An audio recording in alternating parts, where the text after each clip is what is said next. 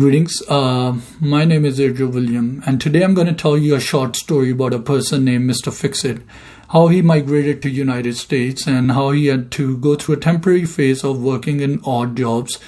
And I'm not saying petty jobs, I'm saying odd jobs, and how he overcame it. And during this time, how I was able to help him out through this situation. So before we talk about odd jobs, let me explain something. There's no thing as a bad job, as long as you have a meaning of doing it. So you have a drive and a meaning, whatever kind of job you're doing, as long as you have a meaning to it, it's good.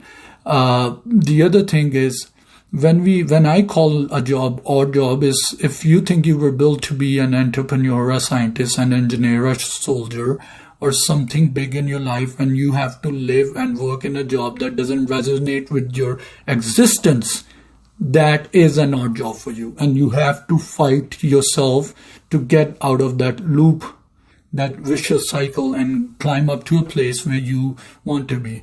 So when I was working with Mr. Fix-IT, I had to explain him something. First of all, that 98% of the immigrant that comes to United States have to go through this phase where they have to start from the bottom down in order to climb the socio-economic status. And even the first of the immigrants, the Irish, the Italians, the British, whoever came in United States, they had to start from scratch. They were farmers, builders. They started working with handy jobs and created what we see today as United States. And that's how the economy works. That's how the culture works. And that's how people prosper in the society. And when you read this history, then you realize that nothing is new under the sun. You're not the first one, neither the last one. So when I was talking to Mr. Fix-IT, I explained this to him that there are two kind of people who come from developing countries.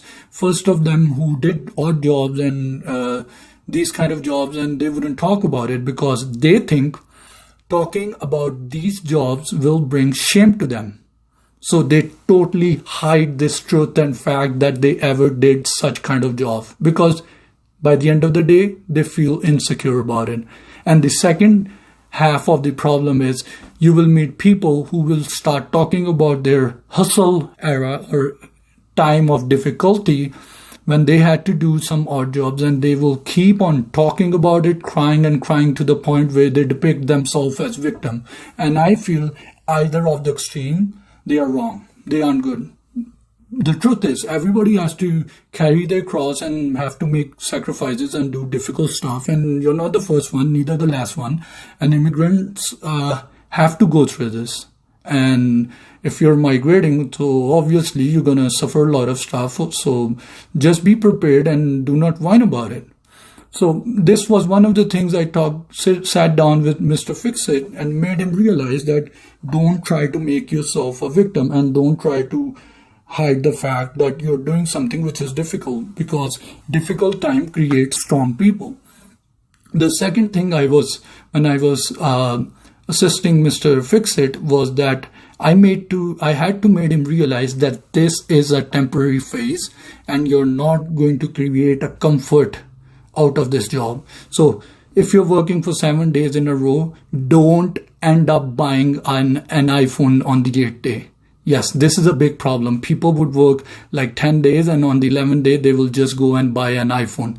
Well, what's the whole essence? What's the benefit of working that difficult job if you want to go and buy a luxury? If you want to, yes, obviously people have needs. They have necessities. So focus on your necessities and keep your luxuries low so you could save money. And Mr. Fix-IT, after a while, understood the point that if he is doing these difficult jobs, working at different places, he was working with a godown where he had to pick a lot of stuff. He was working as a taxi driver. He was working as a technician, he was working in a lab, and he did several jobs. But throughout these jobs, I had to make him realize by the end of the day, you need to save money. Otherwise, there's no benefit of doing this job in the first place. And it's not just about the money. That's what I told him. Before starting any job, I asked him to set a goal while you're going into the job. Have a meaning, have a purpose. If you're going to be doing this job for the next 6 months, how you want your life to be changed after those 6 months. So if you're working as a technician or as a dental assistant or anybody who's working in a job that they do not like, for the next 6 months, you need to have a plan that I'm going to save this much amount of money out of this. I'm going to improve my English. I'm going to improve my vocabulary. I'm going to improve my communication, my body language. I'm going to learn the system. You know, even working at McDonald's, you could learn so much. McDonald's during in MBA courses, it is taught as one of the best business ideas. And it is not a food business. It is, by the way, a real estate business. Yes, McDonald's is a real estate business because they buy property at different neighborhoods where they know the business is going to boom. And that's how it works. And when you realize these facts, you can learn a lot, even at the worst job you could even think about. And one of the factors, people think driving Ubers, driving taxis, always been a very bad job. But telling you the truth, there's a research that was done on taxi drivers in London, and they were able to find out that the brains of the taxi driver in central London are much more grown and bigger, and they have more neuron connections as compared to any other people, because driving in a city like New York or driving in a city like London is like walking in mazes, is solving puzzles. So anybody who knows how to drive up there, he's much more equipped, and he's mentally quite I would say he becomes a genius in his own way to drive every day in a busy rush hour time. And trust me, I'm saying this out of my own experience. I've driven in London, I've driven in Lahore, I've driven in New York, and those are not easy cities. It will drag a strong skill set and mental capabilities out of you if you're doing it every day. So after having that discussion with him, that after 6 months from a specific job, he's going to save that much amount of money. He has some kind of skill set, some specific goal that he wants to drag or learn out of that system or that job. And by doing this, what happens is that Mr. Fix-It was able to develop a meaning in his misery. Even though that job was very difficult, people didn't like him, he didn't like those hours, it was quite a hassle for him to survive in that situation.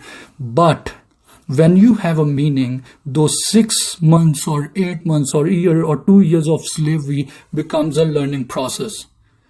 And that and I am just giving a context from the Old Testament, the Israelites and the Jews were built in the mud of slavery of Egypt, and that's how they become one of the strongest nation at that time. And when you have to do a difficult job, get into it and have a meaning. And that's what I tried to explain Mr. Fix-It. And when he started incorporating these things in his life, he was able to create much more meaning out of it. In addition to that, Mr. Fix-It he belonged to a well-to-do, educated, white-collar job from his back home. I told him one thing: no matter how people treat you at your job, how ridiculously they consider you, or you're fresh off the boat and you're an immigrant, you don't have an accent and everything, like you don't have an American accent and everything like that, don't lose your identity. I used to call him with a very respectful name and with his designation that he used to have back home. And the reason I was doing this was not to butter him, but the reason was to make him realize that he needs to preserve and secure his identity, because that's where he wants to be. And if any one of you is going through a tough job where he is not liking where he wants to be, I would suggest the same thing that Mr. Fix-It did it. Preserve your identity. And it's not about telling people what you are and what you want to be. It's about knowing in your inner self that I'm going to be this person one day because I was this and I will achieve it back. The other thing is, I told Mr. Fix-It, don't become compliant in that job. No, this is a temporary phase. If you start buying stuff, if you start finding compliance and comfort in that job, you will end up in this phase. So if it's a temporary job, you need to understand you need to save and preserve resources, time, money, and contacts. So when you need a timeout, you would have enough resources to take a timeout and jump forward, leap forward, and go to the objective what you wanted to achieve, whether it was education, business, real estate, or whatever you wanted to do, a better job. But in order to achieve that, first of all, you don't need to find compliance in do not be happy in a discomfort or in an odd job. Save money, save resources, make contacts, learn the system, achieve whatever you can from that job.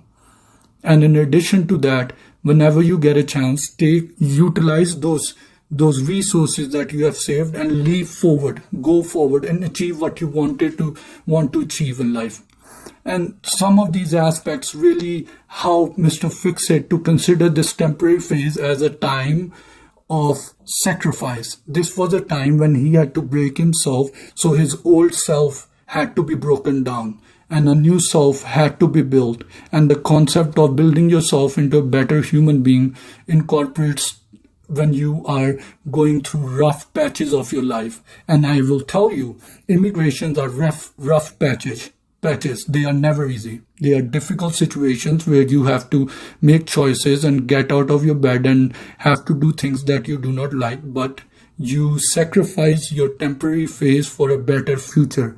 And that's how life works. And when you look at the history of the world, this is not the first time anybody makes immigration from India, Pakistan, Middle East, from Hispanic, South American countries to US.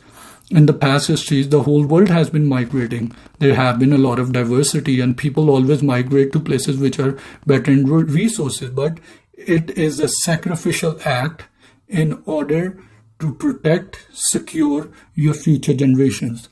So when you're making these sacrifices, be content, be confident, and be prepared, because life will hit you with storms, but you need to anchor yourself in a very strong, meaningful purpose that you will survive. And in addition to that, you need to create a better self during this process.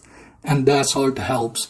And Mr. Fix-It was able to go through this phase of 8 months, and after he came out of his job, he was much more equipped in sense of maturity, in sense of resources, in sense of making the best out of his opportunity, because he had done worst of the worst jobs. Now he was able to be grateful in his life, in whatever opportunity he was getting, and his gratefulness, his compliance, his thanksgiving nature actually opened up more doors for him. When he started working at a doctor's clinic, the doctor loved him because his attitude was so grateful, and he wouldn't mind doing any kind of stuff because he was hungry to climb up that social ladder of socioeconomic status.